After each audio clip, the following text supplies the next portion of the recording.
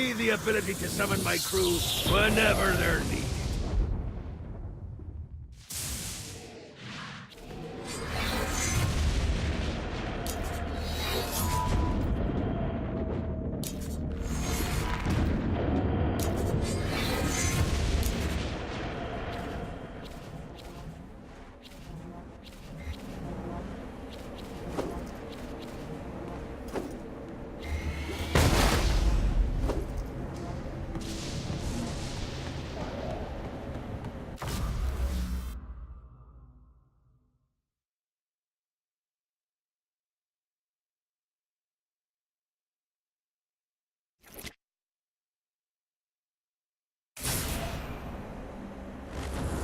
I raided a Centerpol office and found information on where the president is being kept.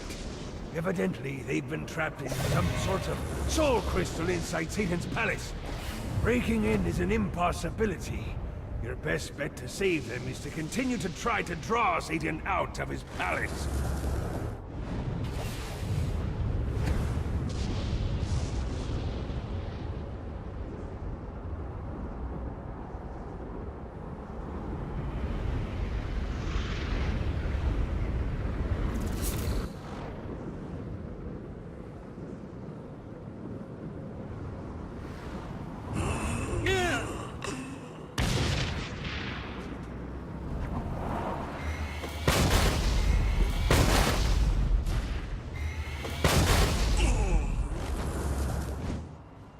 God, this feels good.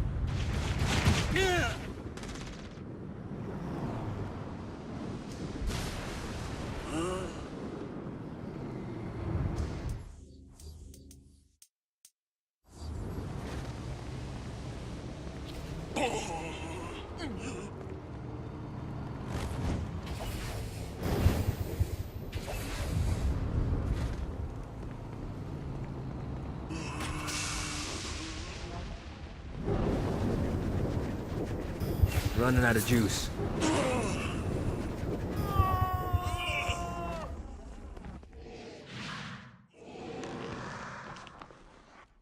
Lights up. William Shakespeare, humanity's greatest playwright, and hell's most diabolical purveyor of entertainment, looks on as a brave mortal on an Orphean quest enters. The bard's interest is piqued, and he looks to test his visitor's mettle.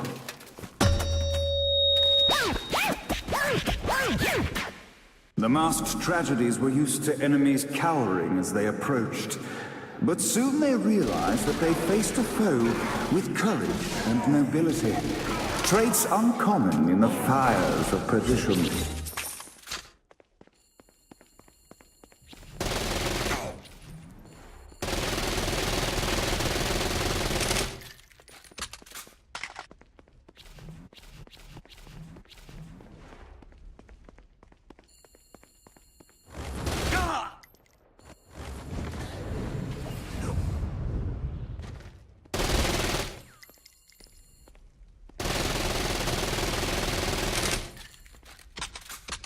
The inciting incident resolved. The time had come for rising action.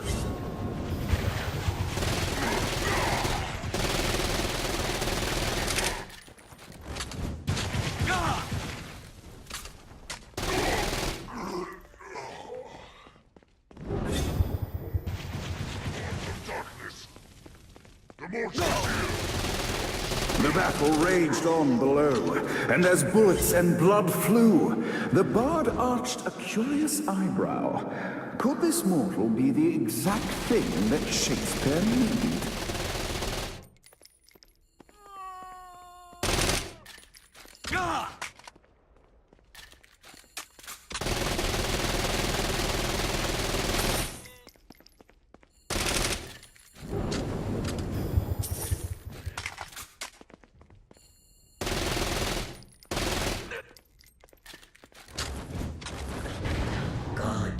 This battle is far from over, mortal. Arise! And now, Act 3!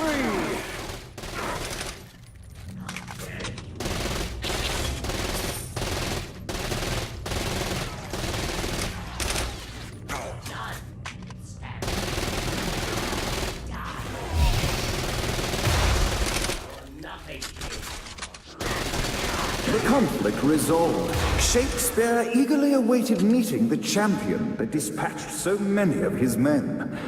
Undoubtedly, they were here for the bard's aid, and while happy endings were not a thing found in hell, Shakespeare always had a soft spot for comedies.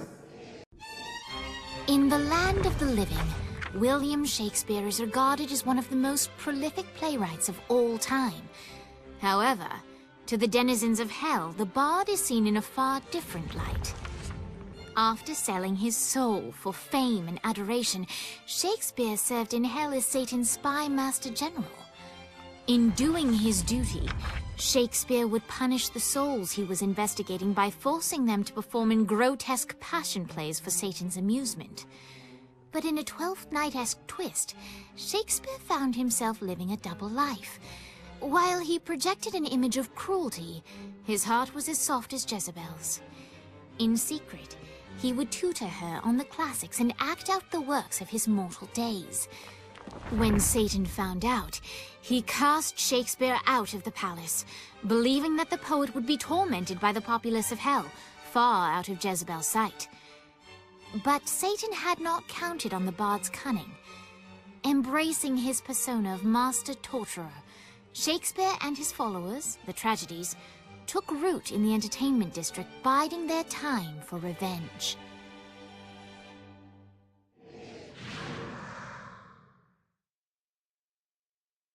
And so Shakespeare called forth the Deus Ex Machina to bestow our protagonist with the arcane power of Force Stomp.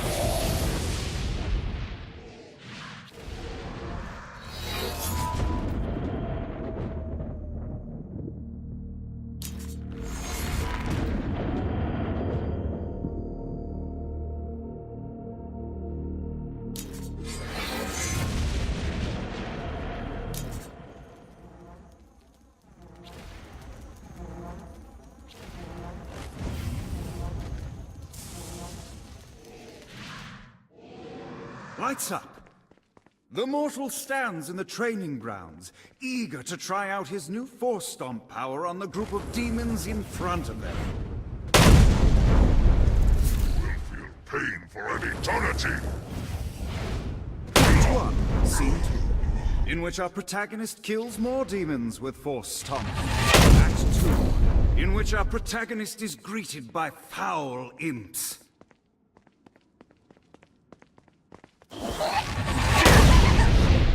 Fighty little bastard. 3, in which our protagonist learns that Force Stomp even works on flying enemies, enabling them to remove a Dark Inciter's shield before shooting them to death with bullets. The day is won, and the curtain closes on our noble hero.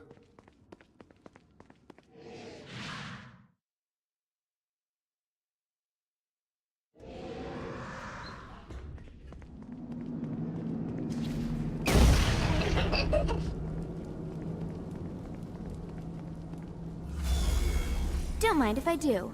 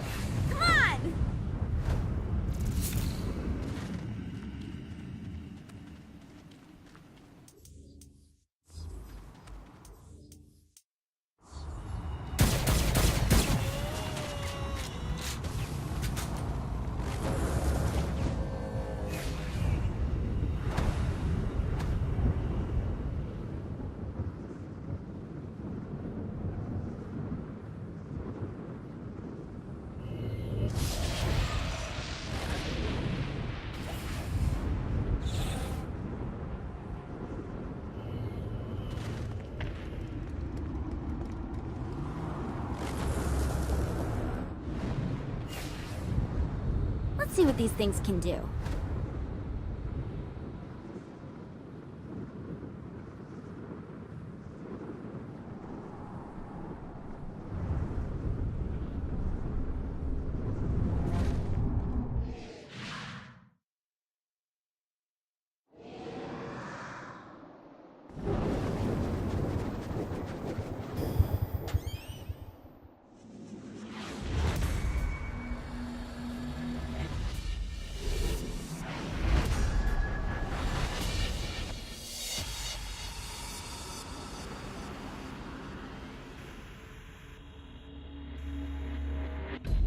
The horn on the bus goes beep, beep, beep, beep, beep, beep, beep, beep, beep.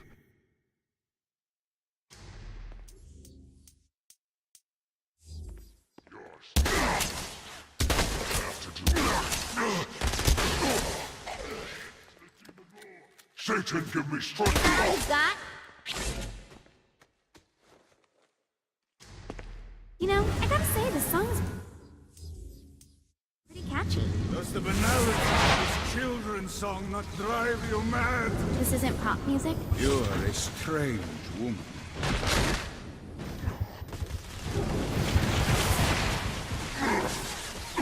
My turn.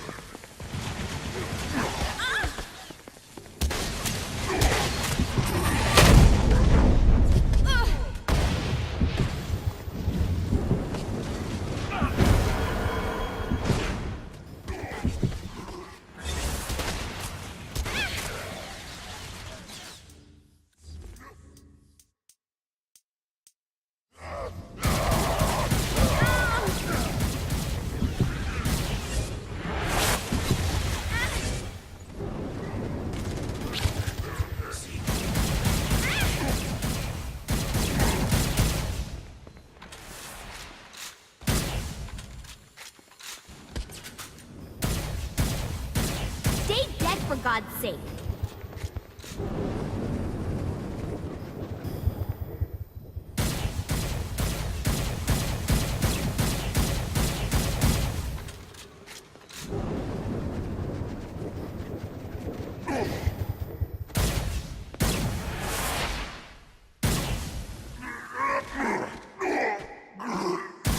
We must end this infernal music! Come, let us return to my castle, so we may plot our next steps in proper surrounds. Johnny led Vlad back to his castle, which since his incarceration became a haven for frat parties and squatters. But the systematic impaling of trespassers would have to wait. Vlad was a man of his word, and was eager to provide intel that could aid in hobbling Satan's armies.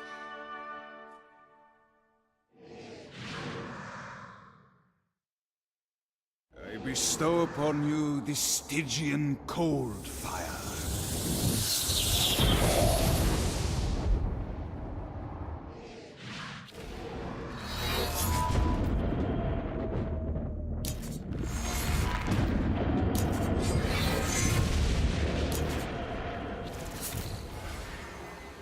The armies of hell are rightfully mine.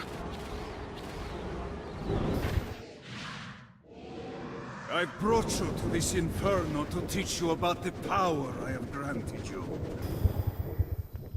Cold fire is an aura, which means you must activate the power and get close to an enemy before they will feel the cold embrace of the Stygian flames. Try to get... Well done, my friend. Now here comes a dark inciter. Use your aura.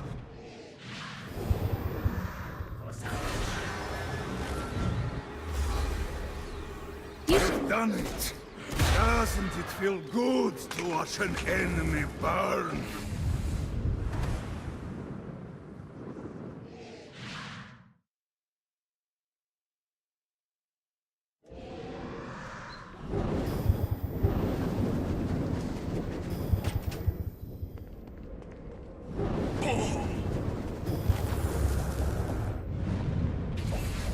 Come on!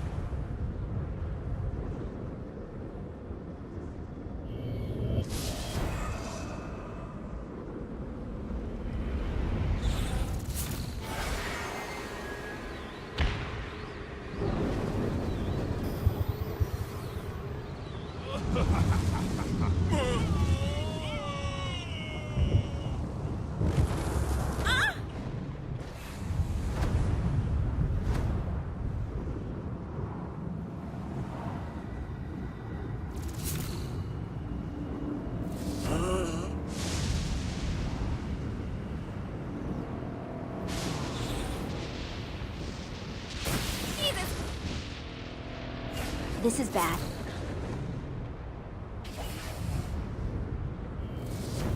Shiny.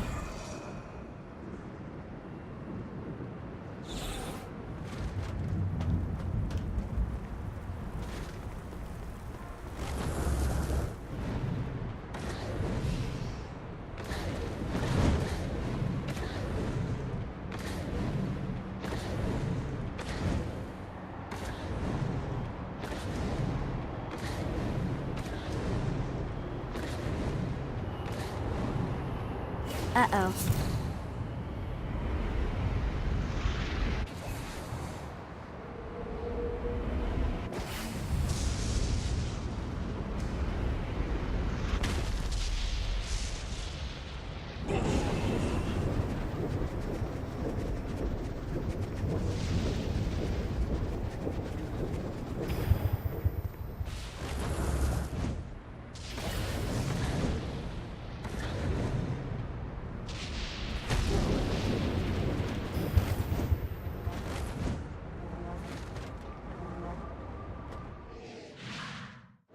We're standing in a parking garage. I don't like it either, but Centerpool isn't giving us many options. I can't believe they tried to force us out. I can't believe you forgot the mimosas. I think we have bigger problems. I don't think you realize how much I love mimosas. Viola, thank God you're okay. How do you know Viola? We're like sisters. I am her sister. No need to get territorial. We can all share. I'm not sharing my sister with you! Someone's got puritanical hang-ups. What did you say? Let it go! We can do this all night. You're pretty good at this.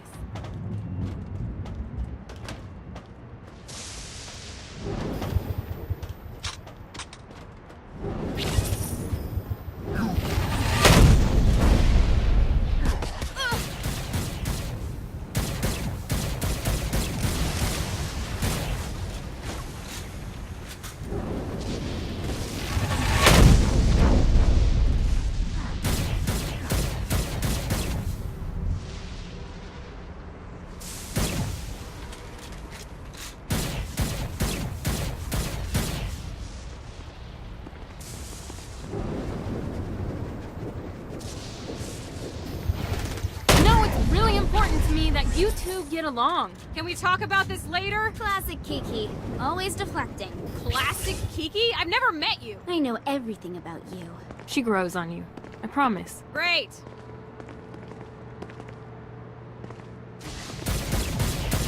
I'm so...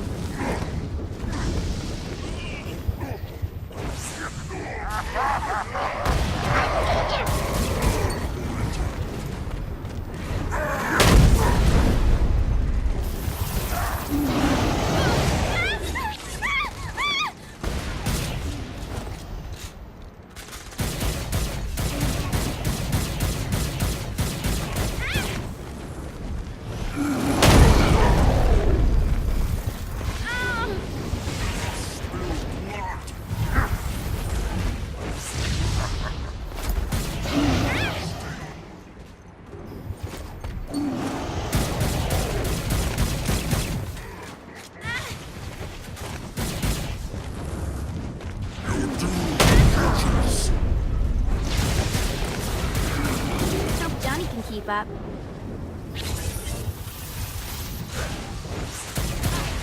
We should get you back to the altar building. Great. After being reunited in Hell, Kiki and Viola wasted no time in doing what they do best: facilitate the running of businesses. However, the De Winter sisters' success did not sit well with other would-be power players in Hell. The sisters' operations all came under attack at once, forcing them on the run. Soon, the twins found themselves on the receiving end of an offer they couldn't refuse. After all, it was better to own 1/5 of something than to be dead.